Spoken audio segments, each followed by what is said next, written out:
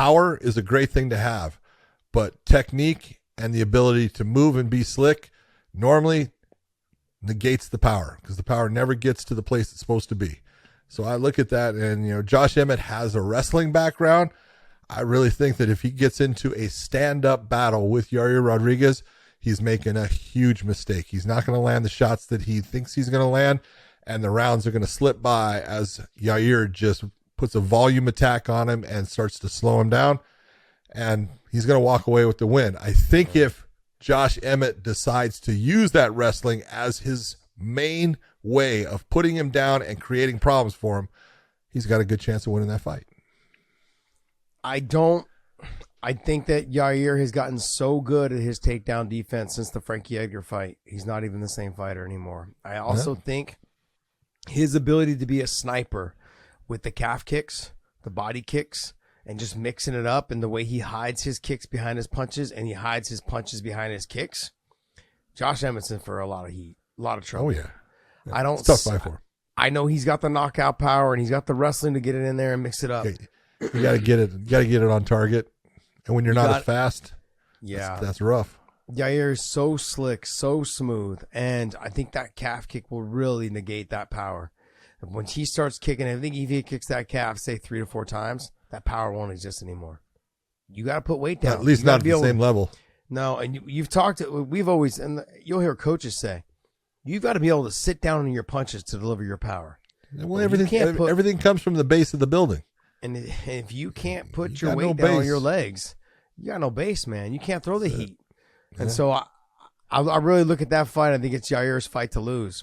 Now, Josh Emmett was getting pieced up by Michael Johnson until the last second, and that changed the way that fight went real quick. It was over, done. And so it can happen, but Yair kicks a lot better than Michael Johnson does.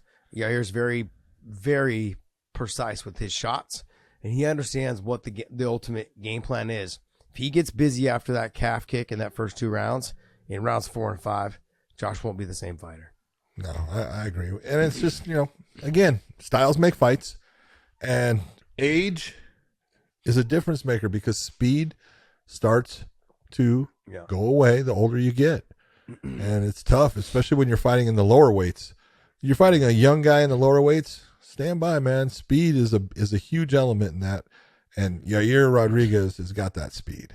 Well, now you look at the rest of the division, though, John. I mean, this is where I look at this division, and I say, look, all these guys are great. Arnold Allen's still young. Josh Emmett is making, again, this shot as his title.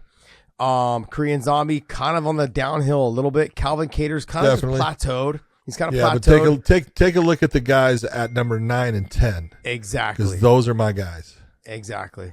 Those two guys, I think will probably be fighting for the title by the end of 2023, or in that title talk. They'll be in the title. They'll be up in those standings.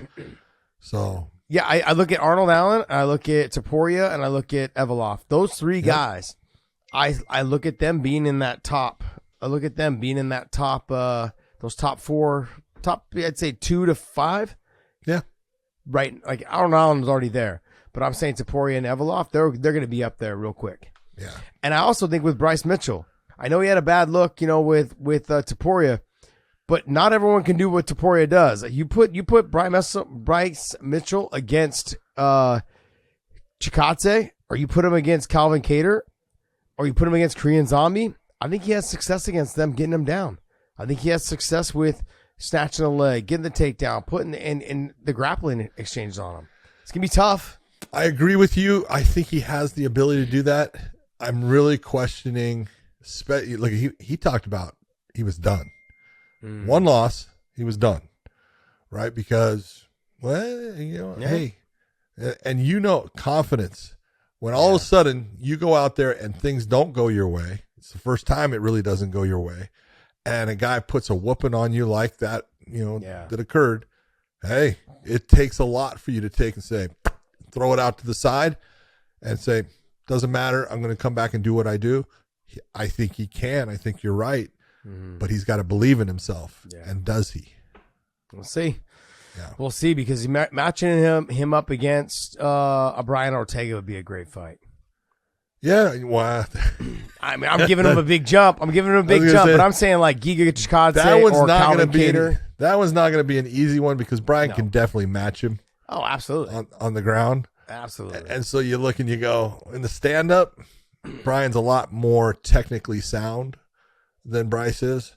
So I would like to see Giga Chikadze, as you're saying. Put the striker against the guy that's a grappler. If Giga can stop the takedowns, he's going to eat Bryce up.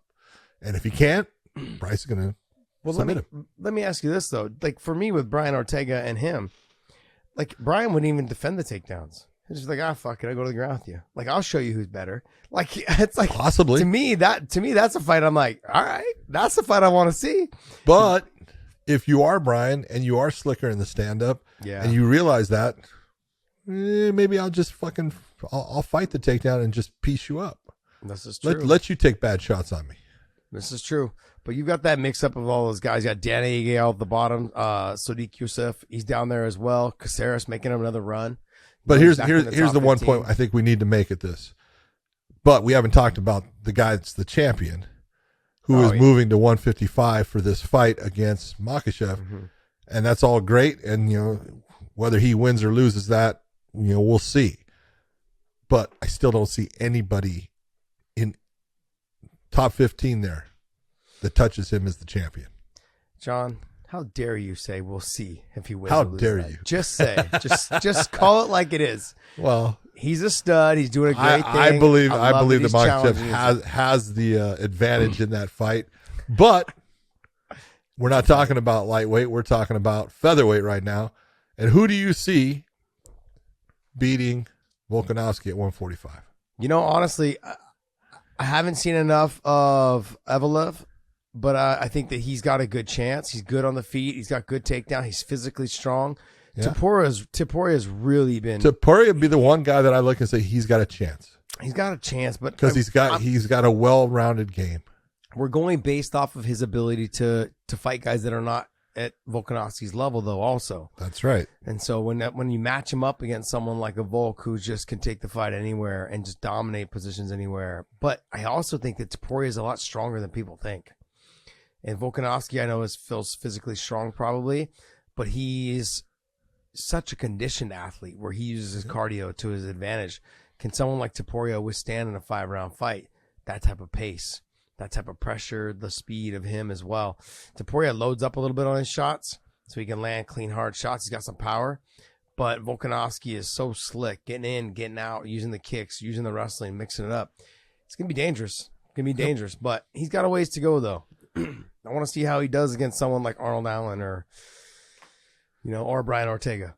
100% agree.